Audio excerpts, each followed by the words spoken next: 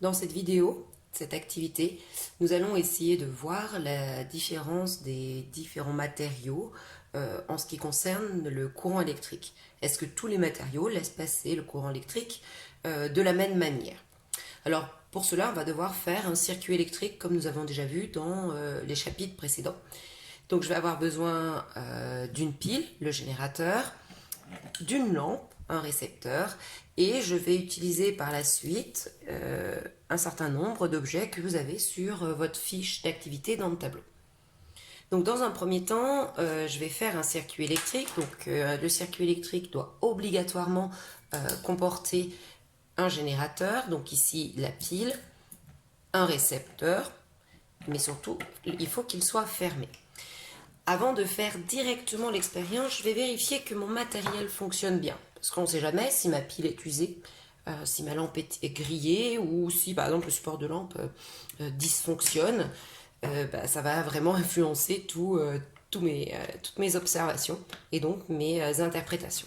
Donc là, pour le moment, je vais simplement relier la pile à la lampe déjà pour voir si la lampe est allumée. Et si elle s'allume, c'est que la lampe n'est pas grillée et que la pile n'est pas usagée. Alors là déjà, je fais le montage, je m'aperçois que la lampe ne brille pas. Alors soit ça peut être la pile, soit très fréquemment, ce qui se passe quand je fais les expériences en classe, c'est que la lampe elle est mal vissée. Donc ici, la lampe, il suffisait de la revisser, mais il faut vraiment le vérifier avant. Donc maintenant, il va falloir que je fasse un circuit électrique qui va me permettre d'insérer dans le circuit les éléments qui sont ici.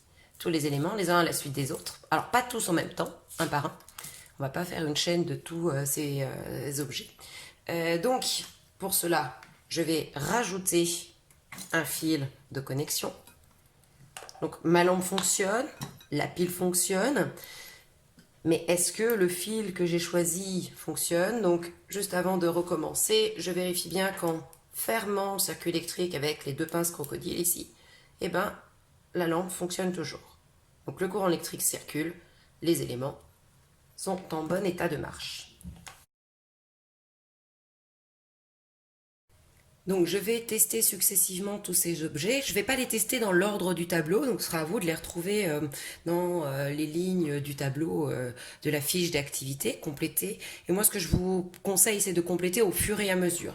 Alors comme là il y a une vidéo, vous pouvez revenir régulièrement, enfin en tout cas vous pouvez faire des pauses, vous pourrez revenir en arrière très facilement. Mais c'est vrai que quand on fait une expérience en classe, on ne va pas tout refaire. Si on ne se rappelle plus du premier test, on note au fur et à mesure. J'ai donc mis un premier objet dans le circuit. Donc le premier objet que j'ai inséré est ici. Il s'agit du bout de paille en plastique. Donc vous pouvez observer l'état de la lampe. Donc notez dans la colonne lampe allumée ou éteinte, dans ce cas-là éteinte. Et vous pouvez donc en déduire de par cette observation, est-ce que cette paille en plastique laisse passer ou non le courant électrique. Donc dans la colonne laisse passer le courant, vous mettez oui ou non. À partir de cette réponse-là, vous pouvez déterminer si justement l'objet inséré est conducteur ou isolant. Donc maintenant, j'ai inséré un deuxième objet. Il s'agit de la lamelle de cuivre. Donc c'est une petite lame de cuivre relativement fine. Donc vous pouvez observer l'état de la lampe et comme précédemment, indiquer justement si la lampe est allumée ou éteinte, s'il laisse ou pas passer le courant électrique et donc si c'est conducteur ou isolant. Alors, j'ai pas parlé juste avant du matériau. Le matériau, normalement, vous l'avez vu en sixième. Le matériau, c'est la matière qui constitue l'objet, en tout cas ici, qui est testé. Donc, normalement, la réponse est assez simple. Ici, l'objet, c'est une lamelle. Le matériau, c'est le cuivre. Donc, vous pourrez compléter successivement, en tout cas, cette colonne-là. Donc pour les suivants, je ne vais pas faire des vidéos avec toutes les explications.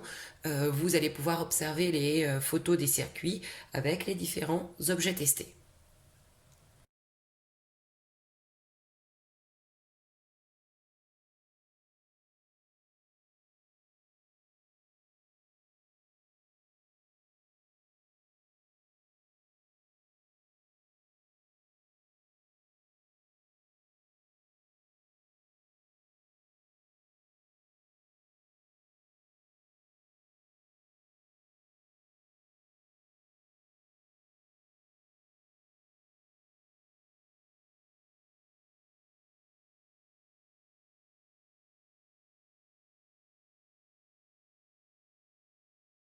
Je vais vous expliquer maintenant comment répondre, en tout cas, hormis pour compléter le tableau, puisque normalement vous venez de le compléter, pour les autres questions.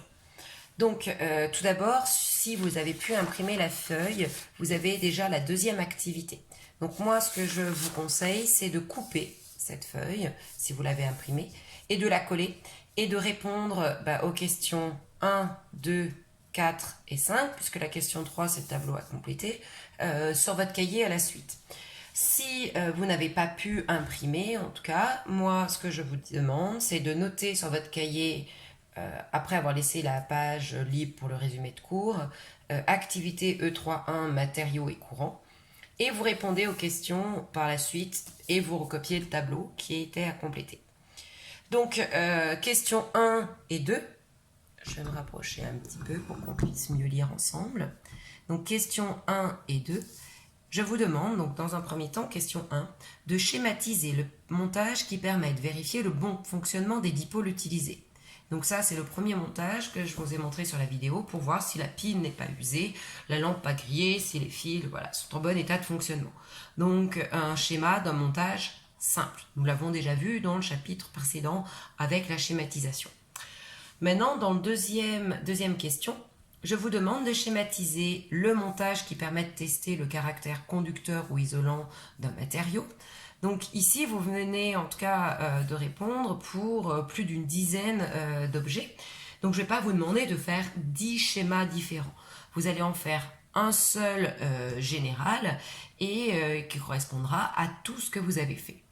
Donc pour schématiser en tout cas sur votre montage l'objet à tester, donc moi ce que je vous conseille, je vais tourner la feuille pour vous montrer, il n'y a pas de symbole normalisé pour l'objet testé, donc ce sera à vous d'en créer un et dans ce cas-là, il va falloir le légender. Donc vous pouvez faire facilement une sorte de ovale que vous allez insérer dans votre circuit. Donc je vous rappelle, tous les traits sont à faire un maximum à la règle, là pour aller plus vite, je l'ai fait à main levée. Et à l'intérieur, objet testé ou matériaux testés, à vous de voir. Mais il faut le légender, obligatoirement. Et je vous rappelle donc que tous les schémas électriques sont à faire à la règle, proprement. Pas obligatoirement en crayon papier, même si c'est préférable pour pouvoir effacer.